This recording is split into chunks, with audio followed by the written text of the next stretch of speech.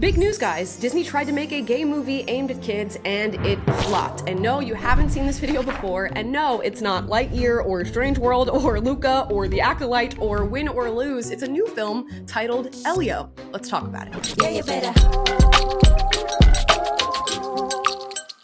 Yeah, you better.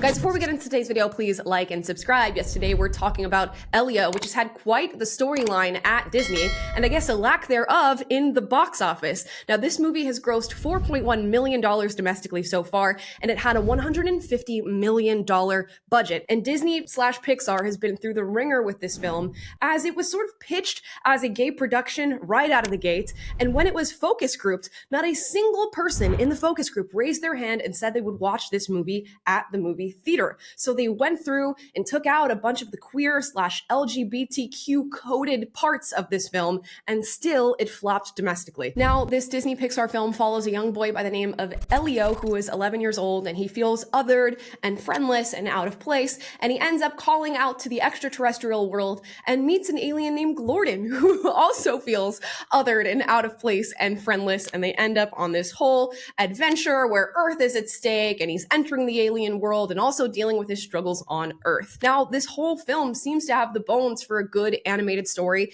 aimed at children, but apparently when you focus on an LGBTQ plus storyline for kids that are like, I don't know, 6 to 12 years old, you kind of flop. Now we're gonna head to an article from out.com to explain the nature of this gay film. Now, mind you, let me go ahead and disclaim, I don't care who you like. I don't care if you're gay, straight, bi, whatever letters that are now part of the acronym, you can do what you wanna do. I do question whether or not we need to make films that feature queerness and gay sexuality for children, especially when your main character in this Elio film is 11 years old? Do we think 11-year-olds are concerning themselves with such things? I think not. Now, the guy who directed Elio, his name is Adrien Molina. After a quick Google search, you will find out that he is in fact gay. So this is a self-insert, which Disney and Pixar just loves these days. A self-insert of whoever is creating the film. They'll throw in their politics, their sexuality, their identity, everything. Now, apparently, Elio was crafted in a way that was never meant to be a coming out story,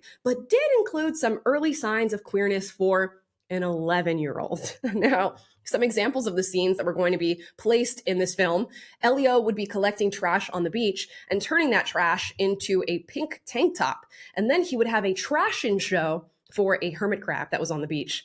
Another scene showed Elio's bedroom with pictures that suggest that he had a male crush, I guess, in the background. So this is sort of some subtle subliminal messaging to a young audience that it is okay to like boys and to like fashion and to like the color pink. And these are apparently early signs of queerness in an 11-year-old. Now, studio executives were allegedly not satisfied with this original cut of Elio. And as I said before, they did a showing for a group of people, and not a single one of them said that they would watch this in the movie theater. Now, it says that Molina, the director of this film, reportedly left that experience feeling, quote, hurt, and he ultimately exited the project in 2024. Now, it's one thing to feel hurt when you've created a piece of art and studio executives didn't like it. It's another thing and another level, I guess, of hurt when you've self-inserted your queerness and gayness and that storyline of feeling that when you were young into a film, which essentially says this film is me, and it gets rejected by studio executives and focus groups, which is why maybe when you're creating a storyline, you should focus on that storyline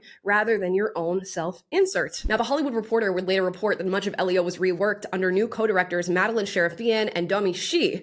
The queer subtext faded and Elio became more masculine following feedback from leadership, and still it didn't work. And I would, guess that when you take out the queer subtext and all of these different self-inserts from the original director, the story was left without much structure, because the very structure of the story itself was about the queerness and the otherness of Elio.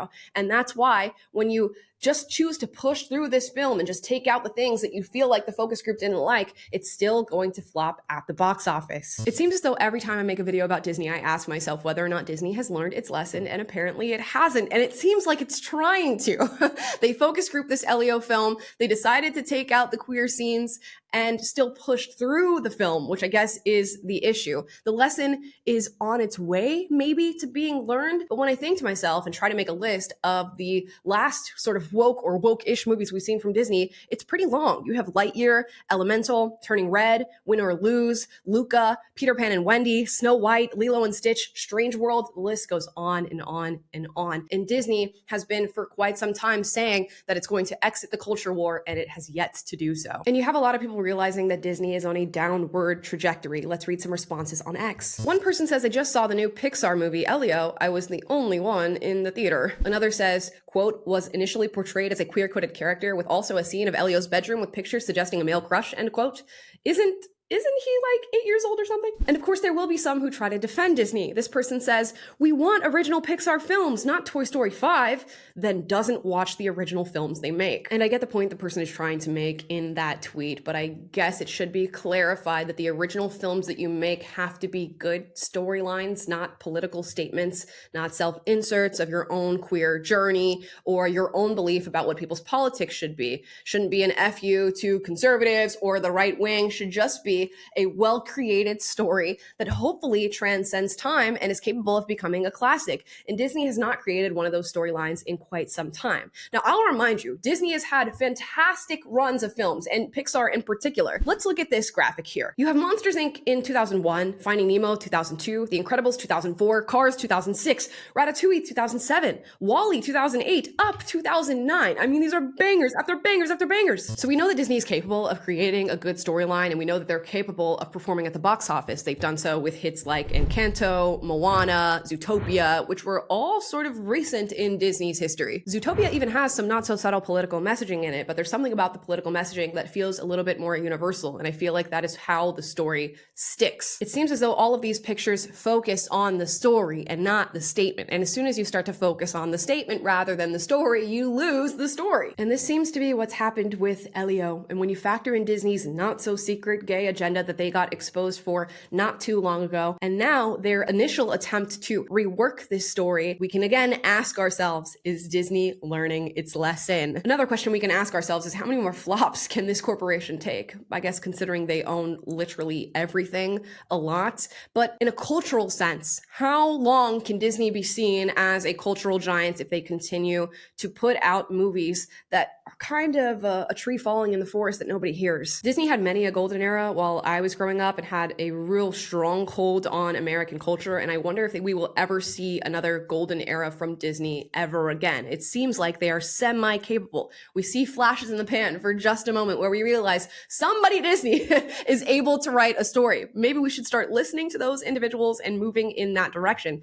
And funnily enough, when we look at box office hits for Disney, you can often track the people who are working on these movies who are capable of creating stories, for they'll do so more than once. When we see a movie flop and we look at the crew and the screenwriters and the directors, they seem to track across Disney Pixar with all the other flops they've been creating. So somebody at Disney needs to come in and I think cut the fat. And I guess with that being said, we'll wait around and see what Disney comes up with. Will we get more Elios or will we get more Moanas? Me personally, I'm waiting for more Ratatouilles. Guys, drop your thoughts in the comments down below. As always, if you disagree with anything I said in this video, duke it out, but do so respectfully. I encourage healthy debate on this channel. And if you like this video, like, subscribe, click the notification bell to be notified every single time I post a video for you guys, which is every day. And I will see you guys next time. Bye, guys. Yeah, you better. Yeah, you better.